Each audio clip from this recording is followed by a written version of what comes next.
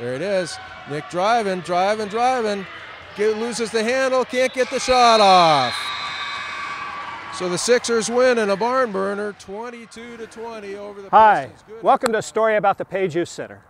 Many of you may already know us for the quality of our sports programs. Some of you may only know us as this building and not have any idea what goes on inside.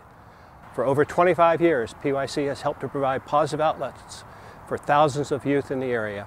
We are helping to keep good kids good and make a difference in the lives of the youth of our community. But often, visions are lost, and sometimes in life a treasure stares you right in the face, but you don't notice it because it doesn't glitter. This film is about that sort of treasure. It's about an ordinary gym with scars on the wall and creaking bleachers, but within this gym you'll discover something beautiful and very out of the ordinary. Within this gym you'll discover an island of sanity and love, a community and a family where kids are mentored into healthy, happy, and confident adults. The Page Youth Center is not just a gym. It's not just a team effort. It's more of a community's effort. So I came here and they needed more people. My friends are like, you should join, it's really fun. And then the next day they're like, oh, come for a game, we need more people. So I came. I remember falling down and like 2 girls were on top of me. This girl named Vanessa, who's a senior now, she came and like she helped me like get them off of me because they wouldn't get off. And like stuff like that where everyone's just so nice to me, like even though they really didn't know me, like from the very beginning. What the Page represents as far as what they're teaching us as coaches to teach our kids that we're coaching is basically the golden rule. Treat others as you would want to be treated. And that not only extends from coaches to players, it extends from coaches to the referees, and because the coaches are doing the right thing, the kids are then treating the referees with that respect, and then the referees are treating the parents with that respect, you know, and then the kids are treating their parents with that respect. It's really a wonderful thing to watch, not only as a coach but as a parent. Before I didn't think I could do such great things that I can now. Like I'm taking AP classes, and I'm doing like community service at other places.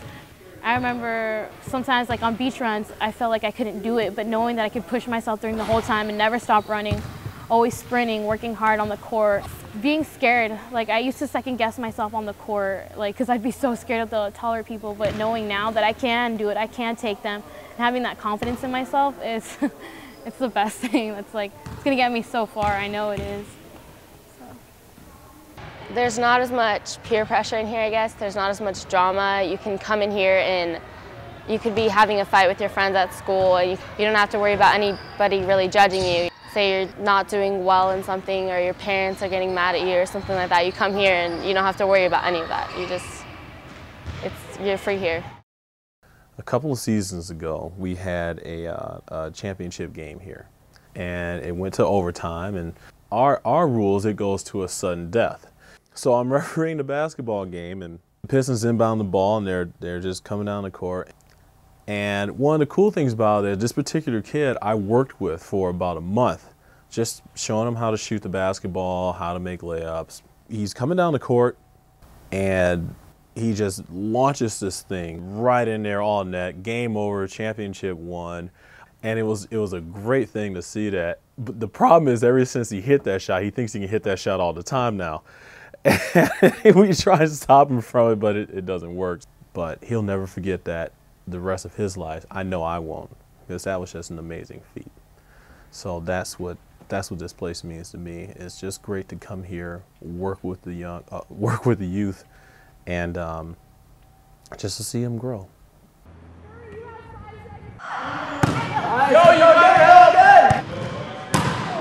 We have today several players playing on the highest level, Division I colleges, 3 players at Hawaii University, 4 players at UCLA, 3 players at UCI, 2 players at NYU. I didn't think my daughter would be interested in volleyball this young, 3rd grade. She's excited every Wednesday to get up in the morning because of volleyball. Before I was giving this interview, I had a mother here that her son He might not be able to play summer season because of financial issues. The mother, she's going through chemotherapy, and he is such a great kid and a phenomenal athlete. I would like to see him involved in the sport.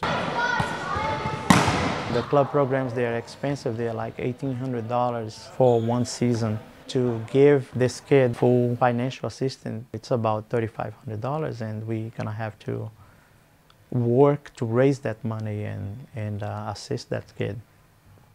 But we do, whether we have it or not. We work on that. We had this team and we were really good, but one of our girls got hurt. I remember coming there on a Saturday and we just wanted to like play so hard for her, and we did, and we won the championship, and that was just like the best day ever for me. Like, I just remember that day so vividly, like it was yesterday, even though it was 5-6 years ago. Like I said, I don't know what I would do without the Page Center. I always tell my husband I don't know where our kids would be, especially my older daughter. What would she be doing? She's a 9th grader. What would she be doing? I feel she's safe here. She's done community service, she's done car shows and barbecues, and I think she would be lost without it. I really do. I don't know what she would do with her time. And I thank God that it's here.